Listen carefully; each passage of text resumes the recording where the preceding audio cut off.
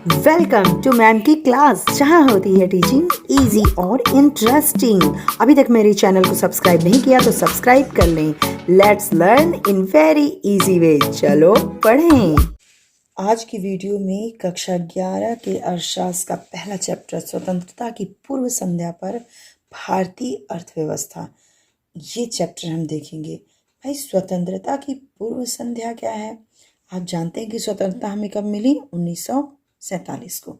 तो 1947 से पहले, यानी कि उसके पहले संध्या पर भारतीय अर्थव्यवस्था कैसी थी? आप देखिए, इसके पहले था क्या? सन 1757, ठीक है, सन 1757 वो वर्ष था जब अंग्रेजों ने आधिपत्य कर लिया था, ईस्ट इंडिया कंपनी की स्थापना कर दी थी, ब्रिटिश शासन की नींव डाली थी। यानी 1757 में क्या हुआ? ब्रिटिश शासन की नींव पड़ी, ठीक है। 1757 में ब्रिटिश शासन की नींव पड़ी। उसके बाद परतंत्रता में रहते हुए हमने आज़ादी पाई, 1947 को पाई। तो भैया, इन दोनों के बीच, यानी कि स्वतंत्रता से ठीक पहले और ब्रिटिश शासन की नींव पड़ी उसके थोड़ा पहले और ब्रिटिश शासन के दौरान कैसी हमारी भारतीय अर्थव्यवस्था रही? देखिए, ब्रिटिश शासन यानी कि उपनिवेश, इन्होंने उपनिवेश बनाया, तो यहाँ पे हम इसे औपनिवेशिक काल भी कहते हैं। औपनिवेशिक काल ये क्या है? ब्रिटिश शासन की नींव पड़ी, उन्होंने उपनिवेश बनाया हमारे भारत को। उस पूरे दौरान जो ब्रिटिश शासन रही, औपनिवेशिक काल कहा जाता है। और ये है क्या? ये इसके अंतर्गत कैसा हुआ? क्या हमारे यहाँ आर्थिक विकास हुआ या नहीं हुआ? हुआ तो क्यों हुआ, नहीं हुआ तो क्यों हुआ? तो सबसे पहले देखें कि यहाँ पे हम आपको बताएं कि निम्न स्तरीय विकास रहा। निम्न स्तर का विकास, देखो भाई, सीधी सी बात है, अंग्रेज जो हैं आए भारत में अंग्रेज अगर आ रहे हैं तो उनका कारण क्या है? यहाँ पे उन्हें दो ही कारण थे मुख्य। कच्चा माल मिल रहा है और दूसरी ओर बाजार मिल रहा है। भारत की भीड़ जो है वो उन्होंने बाजार के रूप में उसका प्रयोग किया, और यहाँ के जो संसाधन थे, खनिज थे, सोना चांदी या फिर जो भी खनिज है, जो भी कच्चा माल है, इसको अपने देश भेजने का काम किया। यानी अंग्रेज बहुत चतुर थे। यहाँ आकर के उन्होंने कोई, आप कहें कि विकास का कार्य किया, वो नहीं किया, और किया भी तो स्वार्थ से वशीभूत होकर किया। स्वार्थ से वशीभूत होकर के विकास का कार्य किया। अंग्रेज हमारे युग में आए, उससे पहले राजा महाराजा का युग था भाई।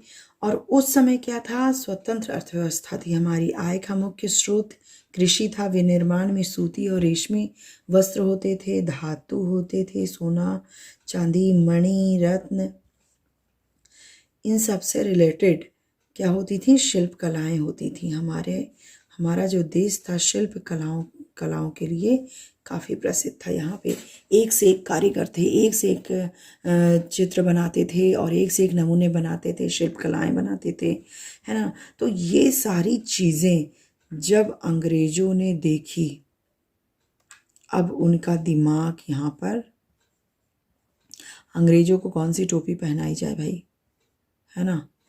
ये सही है। तो इनका दिमाग बोला कि क्यों ना ये चीज़ हमारे यहाँ ये सारी चीज़ें हो जाएं।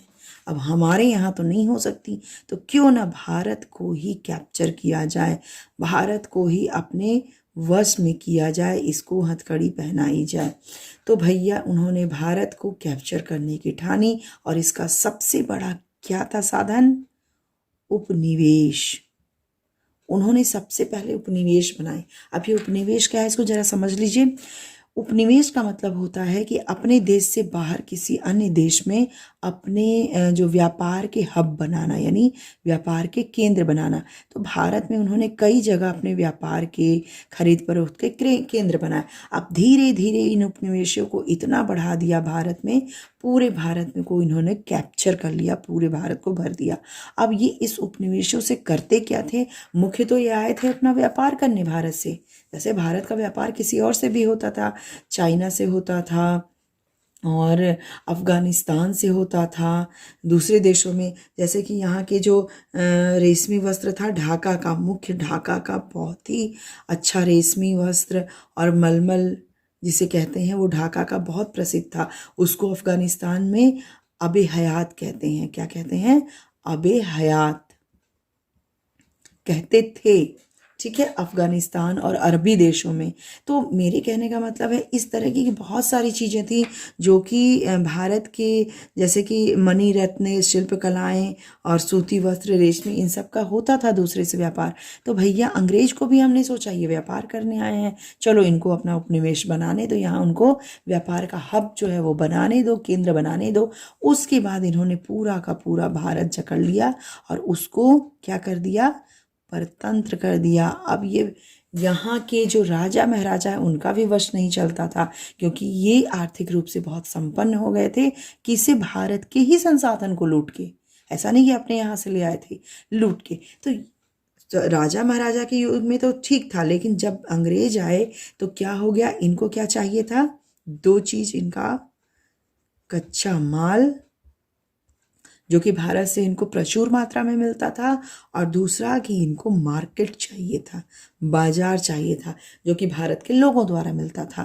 तो 20वीं शताब्दी के पूर्वार्ध में अब अगर ये सारी चीज़ें हो रही हैं तो आप समझ सकते हैं कि 20वीं शताब्दी के पूर्वार्ध में वार्षिक समृद्धि दर केवल 2% थी और प्रति व्यक्ति उत्पाद वृद्धि दर केवल ½ % थी। ये प्रति व्यक्ति उत्पाद दर थी ½ %, और ये पूर्वार्ध में 20वीं शताब्दी के पूर्वार्ध में वार्षिक समृद्धि दर थी। सोचिए तो कितना कम था, अंग्रेज इतना व्यापार कर रहे हैं उसके बावजूद। अब सबसे पहले बात करते हैं कृषि की।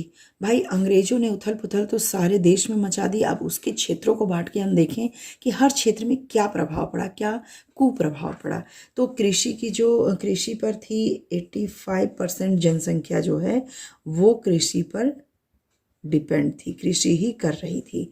ठीक है, फिर भी विडंबना देखिए, कृषि जो है गिरावट आ रही थी कृषि में, यानी कृषि में बहुत गिरावट आ रही थी। अब इसका जो मुख्य कारण था वो क्या था?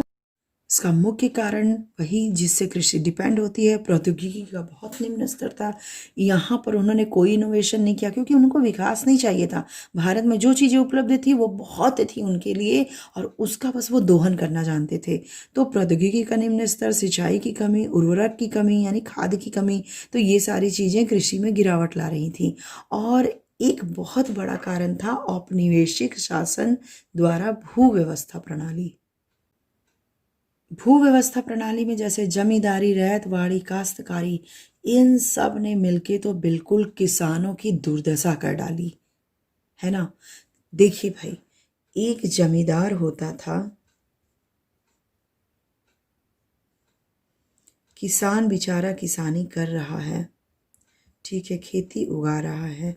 जमींदार जो होता था लगान वसूलता था, उसे लगान एक निश्चित समय पे चाहिए था। किससे? किसानों से।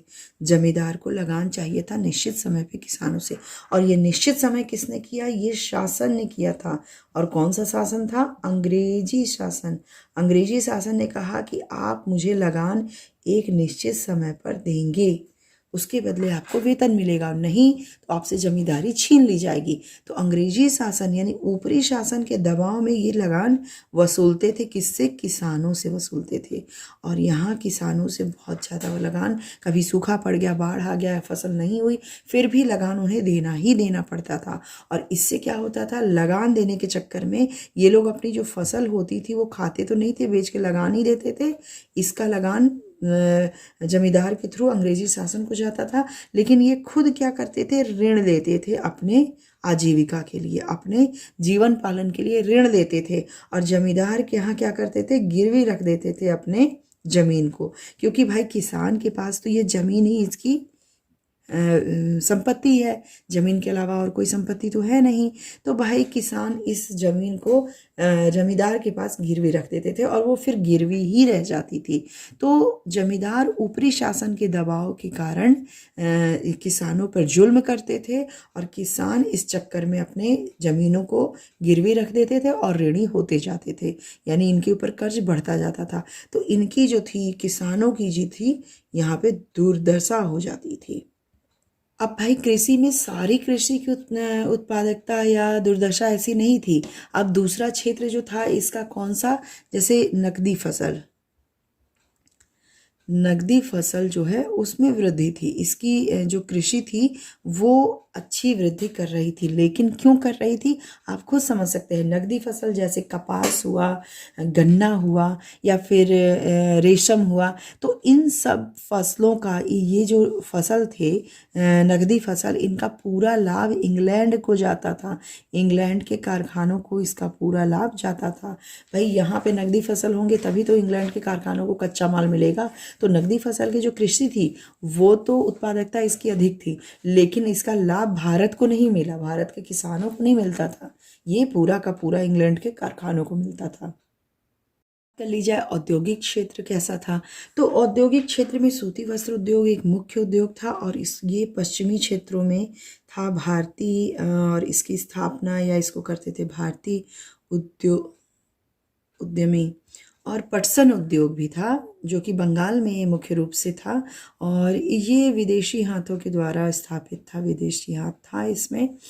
तो कह सकते हैं सूती वस्त्र उद्योग जो था भारतीय उद्यमियों के द्वारा था। अब ये पश्चिमी क्षेत्र जैसे आज के गुजरात, महाराष्ट्र थे वहाँ था, ठीक है। और पटसन उद्योग केवल बंगाल में था। और 20वीं सदी के स्टार्टिंग में लोहा और इस्पात उद्योग भी आया। स्थापना जैसे Tata iron steel company, TISCO 1907 में हुआ उसकी स्थापना। तो मुख्य रूप से टिस्को जो कि 1907 में स्थापित हुई, टाटा आयरन स्टील कंपनी, तो ये भारतीय द्वारा स्थापित हुई।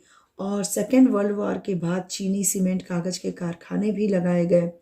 और लेकिन जो मशीन बनाने का था, मशीन बनाना ये नहीं रहा।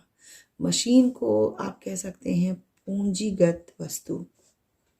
अगर मशीन ही बन जाता ना तो हमारे यहाँ ये सारी चीज़ें होती और हम ये जो इंग्लैंड है ना, इंग्लैंड नहीं भेजना पड़ता, वो यहीं के यहीं हो जाती और फिर भारतीय खुद से ही इन चीज़ों को बनाने लगते। देखो कपास का तो उत्पादन हमारे यहाँ हो रहा था, ऐसे समझो कपास का उत्पादन हो रहा था, लेकिन इसके कपड़े जो हैं और महीन कपड़े वो नहीं बनते थे। तो ये नहीं बनते थे, मोटे कपड़े बनते थे, खादी के कपड़े बनते थे और महीन कपड़ों में बहुत अंतर था। महीन कपड़े उस समय धनाढ़ की निशानी माने जाते थे। इसको कौन पहनता था? धनी लोग पहनते थे महीन कपड़ों को। और ये महीन कपड़े बनाने के लिए जो मशीन होती थी वो हमारे इंडिया में नहीं थी, ठीक है। महीन कपड़ों को बनाने की मशीन हमारे इंडिया में नहीं थी। वो कहाँ थी? वो थी इंग्लैंड में। और इंग्लैंड वालों ने यानी अंग्रेजों ने इसे पनपने ही नहीं दिया, मशीन को बनाने के कारखाने बन ही नहीं पाए। तो इंग्लैंड से जाता था ये कच्चा माल, इंग्लैंड जाता था और वहाँ से महीन कपड़े बन के आते थे। तो स्वतंत्रता से पहले सूती वस्त्र उद्योग, पटसन उद्योग, लोहा व इस्पात उद्योग जो कि टिस्को, इसकी स्थापना हुई थी 1907 में। चीनी उद्योग, सीमेंट उद्योग, कागज उद्योग, ये प्रमुख उद्योग थे भारत में। और पूंजीगत उद्योग का अभाव था, यानी जो हल्की मशीनें बनाने वाले उद्योगों का बिल्कुल अभाव था। बहुत बड़ा कारण यह भी है कि सार्वजनिक क्षेत्रों में चीज़ें नहीं थी, सरकार नहीं देख रही थी। और सरकार देख किसे रही थी? अंग्रेजी शासन की जो सार्वजनिक क्षेत्र था अंग्रेजी शासन के तहत, जैसे कि रेल हुआ, विद्युत उत्पादन हुआ, संचार हुआ, है ना, और बंदरगाह, यहीं तक सार्वजनिक क्षेत्र सीमित था। अब आप खुद सोचिए ये क्यों?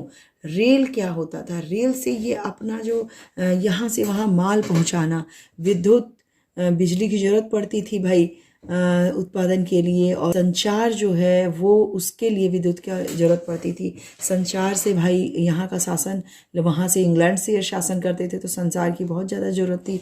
बंदरगाह वही माल ले जाने के लिए, ले आने के लिए स्वेज नहर के थ्रू जो है, जब से स्वेज नहर खुल गया तब से बंदरगाहों का, पत्तनों का और भी ज़्यादा डेवलपमेंट होने लगा। वहाँ से माल सीधे चला आता था, अफ्रीका की परिक्रमा नहीं करनी पड़ती थी, सीधे लाल सागर से कट कट के स्वेज नहर जोड़ देता था भारत को। ठीक है, तो बहुत सारी बातें थी यहाँ पे। इन सब के पीछे भी इनका कहीं ना कहीं क्या था, स्वार्थ था। भाई अंग्रेजी शासन, मैंने जैसा कि कहा कि इन लोगों ने बिल्कुल ही परोपकार की भावना से कोई काम नहीं किया, विकास की भावना से कोई काम नहीं किया, केवल स्वार्थ था। ये स्वार्थ था कि यहाँ का कच्चा माल वो चला जाए इंग्लैंड, और वहाँ का जो बना हुआ माल है वो भारत में पुनः आके मार्केट उपलब्ध हो जाए उसे। ठीक है, जो भारत में, अब देखो भारत के लोग कितने उल्लू बनाए गए कि भारत के ही सामान को ये ले जा रहे हैं और वही सामान को विनिर्माण करके ये भारत में बेच रहे हैं दुगने दामों पे, तिगुने दामों पे।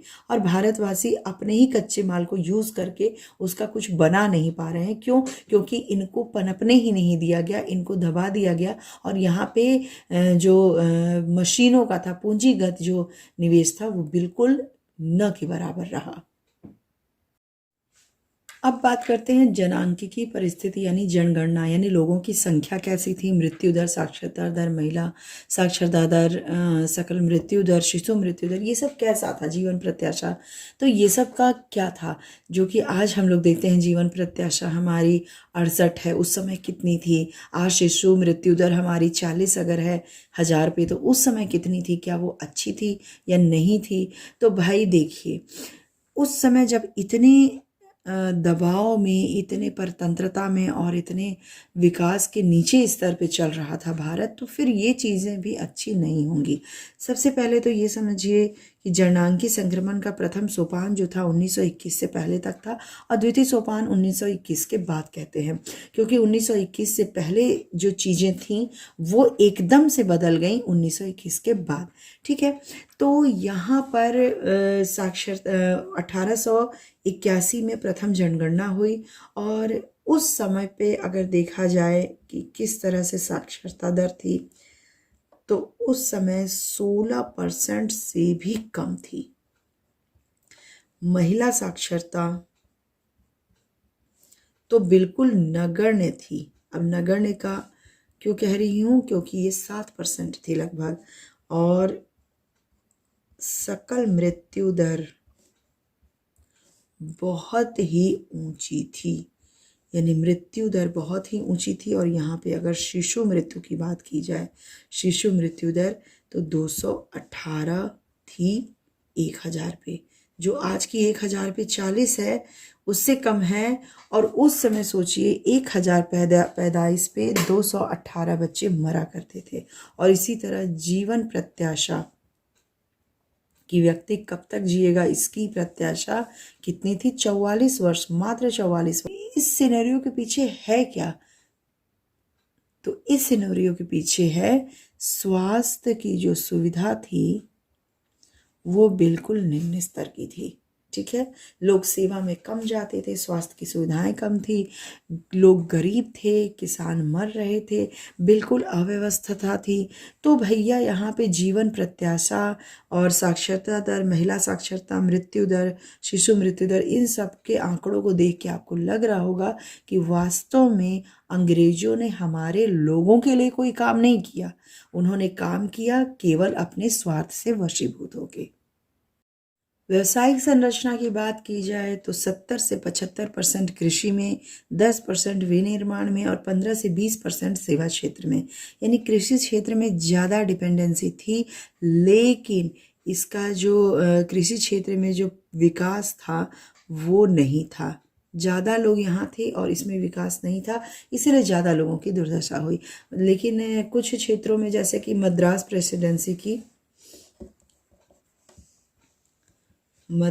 प्रेसिडेंसी उस समय कहा जाता था इसमें वो क्षेत्र थे तमिलनाडु, आंध्र, कर्नाटक, केरल के प्रांत में। इसमें कृषि में जो है ये कृषि को छोड़ते जा रहे थे, कृषि में कमी आ रही थी। और दूसरी ओर पंजाब हुआ और उड़ीसा, इन सब में कृषि में वृद्धि आ रही थी। ये लोग कृषि को ज़्यादा अपना रहे थे और वृद्धि आ रही थी। तो इस तरह के जो हैं कि भारत में कहीं कृषि छोड़ी जा रही है, वहाँ पे कृषि के निम्न स्तर हो रहा है, कहीं पे कृषि ऊंचा हो रहा था। तो इस तरह की चीज़ें भी हो रही थी। और आधारिक जो संरचना थी, अगर आधारिक संरचना की बात करें, जैसे कि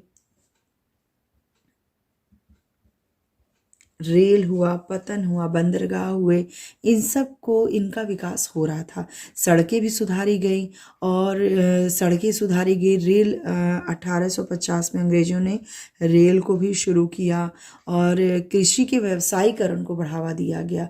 ठीक है, तो ये सारी चीज़ें शुरू हुई। लेकिन जो गांव थे, गांव से तो उनका कोई संबंध नहीं था, तो फिर गांव की सड़कें कच्ची ही रह गई, गांव में दुर्दशा ही रह गई। और इन्होंने केवल रेल, पतन, जल परिवहन, डाक तार, इन सब का विकास किया, क्योंकि ये सब चीज़ें उनके फ़ायदे की थी। माल भेजने ले आने के लिए रेल हुआ, पतन हुए और जल परिवहन हुआ। डाक तार से वो शासन को दुरुस्त रखते थे, यहाँ की सूचना वहाँ देते थे, है ना। तो ये सब सारी चीज़ें उन्होंने की क्योंकि उनसे उनको फ़ायदा हुआ था। और लेकिन कृषि का व्यवसायीकरण, कृषि में और चीज़ों को नहीं बढ़ावा दिया, व्यवसायीकरण को बढ़ावा दिया, क्योंकि उससे उनको कच्चा माल मिलता था। लेकिन गांव की दुर्दशा, लोगों की दुर्दशा होती गई। शिक्षा, स्वास्थ्य, इन सब में गिरावट आती ही गई। तो भाई हमने क्या देखा, स्वतंत्रता की पूर्व संध्या पर भारतीय अर्थव्यवस्था जो थी उसके अंतर्गत हमने देखा कि भारतीयों की दुर्दशा इन अंग्रेजों ने की। माल को पैक करके वो सीधे इंग्लैंड भिजवाते रहे और वहाँ से माल ला करके, बना हुआ विनिर्मित माल ला करके यहाँ के बाज़ारों में बेचते रहे। और इस तरह उन्होंने पूरी तरह से भारतीयों को और भारत को लूट लिया था। और इसका वश भारतीयों का वश भी नहीं चलता था, भारत में कोई वश नहीं चलता था, क्योंकि पूरी तरह से शासन अंग्रेजों का हो चुका था। तो हम ये कह सकते हैं कि औपनिवेशिक शासन काल में कृषि तो गतिहीन रही ही, यानी कृषि तो नीचे रही ही, बाकी स्वास्थ्य सुविधाएं और जनांकी रिलेटेड जो भी चीज़ें थी वो, यानी सारी चीज़ें जो कि हमारे विकास की थी वो निम्न स्तर की हो गई। विकास हमारा निम्न स्तर का हो गया और यहाँ पर विकास अंग्रेजों का उच्च स्तर पे हो गया। तो हमने यहाँ क्या देखा कि स्वतंत्रता की पूर्व संध्या तक भारत में जब अंग्रेजी शासन था, औपनिवेशिक शासन काल में भारतीयों की सभी तरह से दुर्दशा हुई। तो ये वीडियो आपको कैसी लगी? आई होप कि ये वीडियो आपको समझ में आई होगी। और फिर भी कोई क्वेरीज हो, कोई क्वेश्चन हो तो आप कमेंट बॉक्स में भी कमेंट कर सकते हैं। और अच्छी लगी हो वीडियो तो एक लाइक ज़रूर दे दीजिएगा। नए हैं चैनल पे तो सब्सक्राइब जरूर कीजिएगा। तो भैया इन अंग्रेज़ों को भगाने की बात हम लोग अगले वीडियो में करेंगे, अगले पार्ट में करेंगे। तब तक के लिए good bye and take care.